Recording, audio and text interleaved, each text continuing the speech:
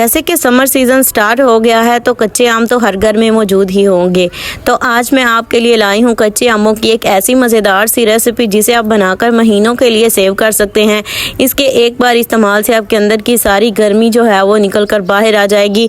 इतने मज़ेदार और इतनी ज़बरदस्त हमारी रेसिपी बनकर तैयार होगी। गर्मी में अगर आपके घर अचानक मेहमान आ जाएँ तो उनके लिए भी ये स्पेशल सी रेसिपी आप बनाकर फ्रिज में सेव कर लें, निकालें, ठंडा करें और मेहमानों को सर्व करें। यकीन जाने इतना रिफ्रेशिंग मज़ेदार सी रेसिपी हम बनाकर तैयार करेंगे। तो बिना टाइम ज़ाया किए चलते हैं रेसिपी की तरफ। बिस्मिल्लाहिर्रहमानिर्रहीम। यहाँ पे मैंने आधा किलो जो है वो कच्चे आम ले लिए हैं, जिनकी मैंने गुठलियाँ निकाल कर इस तरह से कटिंग कर ली है। तो करना हमने यह है कि इन्हें एक अदद पैन के अंदर जो है वो पानी शामिल करना है। पानी जो है वो इनफ होना चाहिए कि जिसमें हम आम जो है वो उबालेंगे। तो यहाँ पे मैंने इसका जो गोदा निकाला था इसे मैंने इसमें शामिल कर दिया और पानी जो है वो यहाँ पे इसके ऊपर तक होना चाहिए। ये बहुत ही मज़ेदार सी और इंतहाई इजी रेसिपी आपके साथ शेयर कर रही हूँ। इसके लिए ना हमें जूसर ब्लेंडर की ज़रूरत पड़ेगी। जिनके घर में अगर ये चीज़ें नहीं भी हैं तो वो भी घर में मौजूद सिर्फ 2 चीज़ों से ये मज़ेदार सी रेसिपी बनाकर जो है वो सेव कर लें, महीनों तक ये चलेगी। और मैं आपको पहले बता दूँ कि ये मुरब्बा नहीं है। तो यहाँ पे जो है वो काफ़ी हद तक ये जो है वो गर्म हो चुका है पानी और इनका कलर जो है वो चेंज होना स्टार्ट हो गया है।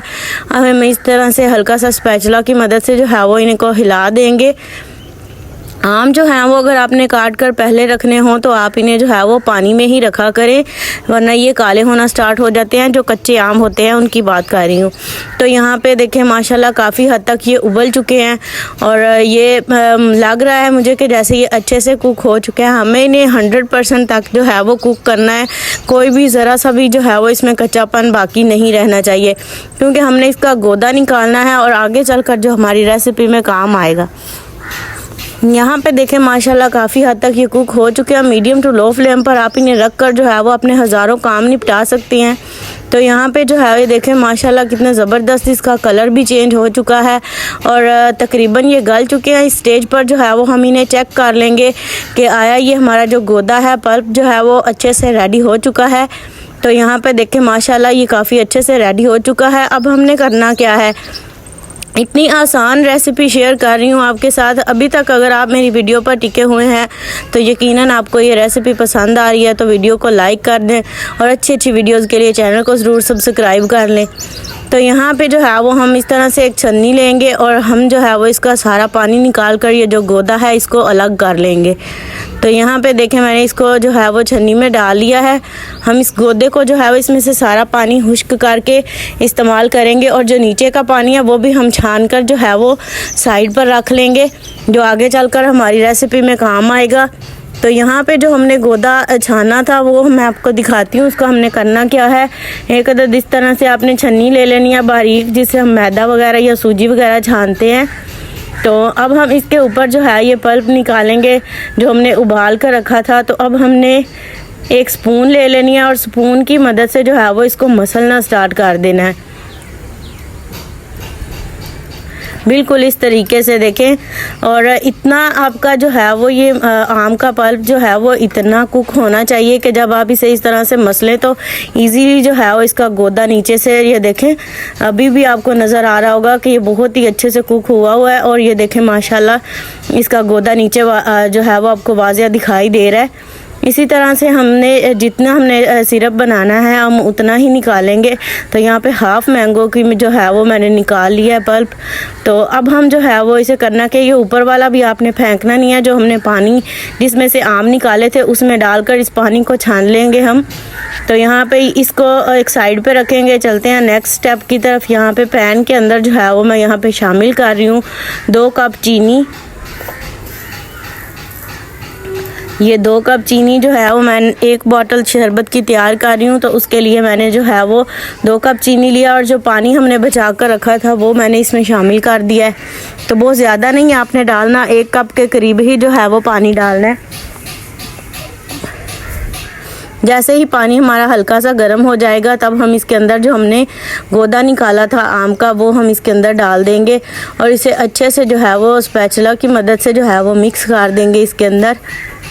तो इसको जो है वो बनाने के लिए जो है वो आपको बार बार मेहनत नहीं करना पड़ेगी। एक ही बार आप इसे बना लें और इसे फ्रिज में सेव कर लें तो यकीन जानिए महीनों आपके काम आ सकता है, ये ख़राब नहीं होगा। और यहाँ पे देखें मैंने इसे अच्छे से अंदर हल कर लिया है और ये कुछ इस तरह की इसकी लुक आ गया। अब हमने जो है वो मीडियम टू लो फ्लेम पर इसको कुक करना है। कुक जो है वो आपने जितना भी आपने गाढ़ा इसको करना है आप उस हद तक कर सकते हैं। बहुत ज़्यादा गाढ़ा भी नहीं करना और बहुत ज़्यादा पतला भी नहीं रखना हमने इसे। मैं आपको इसकी कंसिस्टेंसी दिखाऊंगी कि किस तरह का ये होना चाहिए। तो यहाँ पे देखें माशाल्लाह काफ़ी हद तक ये गाढ़ा होना स्टार्ट हो चुका है। इसकी इतनी प्यारी खट्टी मीठी सी खुशबू आ रही है। तो यहाँ पे मैंने इसे गाढ़ा कर लिया है, काफ़ी हद तक ये गाढ़ा हो चुका है, आपको दिखाई भी दे रहा होगा। मीडियम टू लो फ्लेम पर जो है वो मैंने इसे कुक किया है। अब फ्लेम को जो है वो हम नीचे से ऑफ़ कर देंगे और इसको इसी बर्तन के अंदर जो है वो हल्का सा ठंडा होने के लिए छोड़ देंगे और स्पैचुला को हिला देंगे ताकि ये जल्दी से ठंडा हो। यहाँ पे ये ठंडा हो चुका था तो मैंने यहाँ पे एक बोतल में इसे कन्वर्ट कर लिया और ये बाकी का जो है वो मैंने इसे बचा लिया है। अब हमने जो है वो इसका शरबत तैयार करना है। शरबत तैयार करने के लिए मैंने एक अदद बाउल के अंदर 4 गिलास पानी शामिल किया है। इस पानी के अंदर जो है वो हम 2 चम्मच ये वाले भर के जो है वो डाल देंगे। 2 से 3 चम्मच डाल लें। जितनी आपको चीनी इसमें शुगर पसंद हो आप उतना जो है वो इसमें डाल लें, उतना जितना आपको मीठा रखना है। तो यहाँ पे मैंने 4 गिलास में ये 3 चम्मच भरकर डाले हैं, 3 स्पैचुला। तो देखें माशाल्लाह कितनी ज़बरदस्त इसकी लुक आई है। लुक चेक करें ज़रा। इसको जो है वो ठंडा करेंगे आइस क्यूब्स के साथ और बहुत ही मज़ेदार रिफ़्रेशिंग सा हमारा कैरी का शरबत बनकर रेडी हो चुका है बग़ैर किसी मेहनत के, मज़ेदार सा। बाकी जो मैंने बोतल में डाला था उसे आप फ्रिज में रख लें, महीनों इस्तेमाल कर सकते हैं। ढेर सारा बनाएं और अभी बनाकर सेव कर लें। और पुदीने के पत्ते के साथ मैंने इसे गार्निश किया है। उम्मीद करती हूँ आपको वीडियो रेसिपी पसंद आई होगी। वीडियो ज़रा सी भी अच्छी लगी हो तो लाइक करें, शेयर करें। अच्छी अच्छी वीडियोज़ के लिए चैनल को सब्सक्राइब करें। अल्लाह हाफिज़।